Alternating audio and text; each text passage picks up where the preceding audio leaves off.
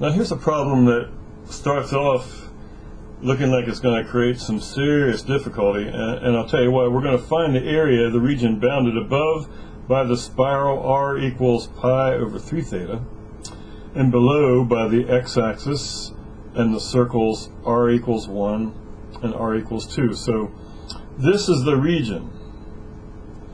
Now when I start drawing rays across this, you probably don't have too much difficulty seeing r equals 1 to r equals 2 are my limits of integration until I get to this point right here. When I get to this point, the circle r equals 2 is no longer my upper limit, because now the upper limit is going to be on the spiral. So this part from you know, the part here below this line is taken care of with this integral, but the other part, the little tiny piece up in the top here of it, well, that's from pi over 6 to pi over 3. Pi over 3 is where the circle r equals 1 intersects r equals pi over 3 theta. Think about it. If 1 equals pi over 3 theta, then theta equals pi over 3. You could probably figure that out without too much difficulty. So that gives us the limits, and of course the limit, now this limit's weird. It's pi over 3 theta, and that's the spiral. That's the outer part of the spiral there that's also part of the border of this region. So we're still integrating r d theta, r going from 1 to this time 3 pi over 2, because r equals 1 is this inner circle. So that is tricky. And this will give the area. I mean, if I just said evaluate that, it would give me the area, which is what I'm interested in. But doing it by hand, this integration here would be tough. Of course, the first one's not going to be too bad because it'll just be r squared over 2. But when I put in pi over 3 theta and square that, I'll get pi squared over 3 theta squared, and have to integrate that. Well, it's not real hard, but you know, it's just not real pretty.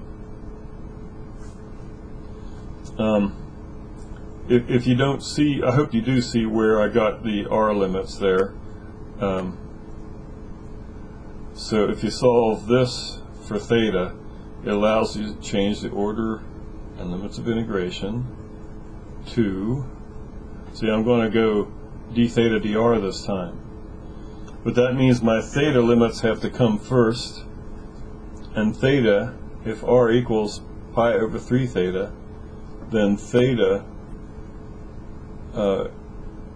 would be equal to pi over 3r.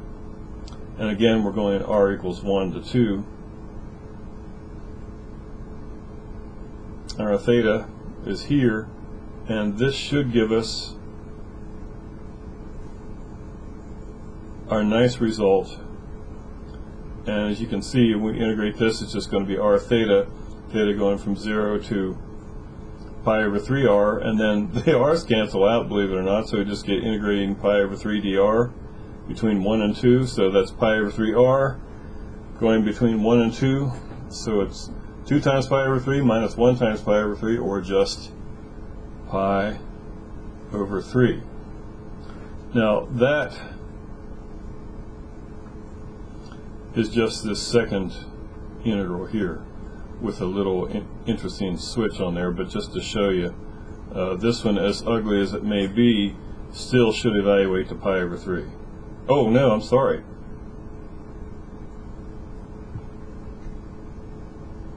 This is the entire integral for the entire region, okay? Our r limits are 1 to 2, and our theta limits are from 0, that's here, you know, if we drew this ray, to this one. But now you'd like to say that would be pi over 3, but unfortunately we can't say it's pi over 3. But it would be pi over 3, but if we say, well, r equals pi over 3 theta, that allows us to change that to pi over 3r. And so it's both of these things together. In fact, here I'll show you, comes out to pi over 3. Yes. So I guess that shows there was a real hard way to do this problem, and that would have been to do this. And an easy way to do this problem, which would be just change the order of integration to do theta first.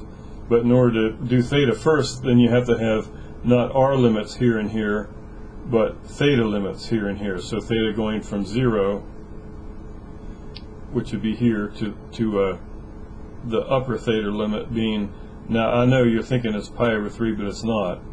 The upper theta limit depends on the r, so it's pi over 3r. And of course the r limits still stay from 1 to 2.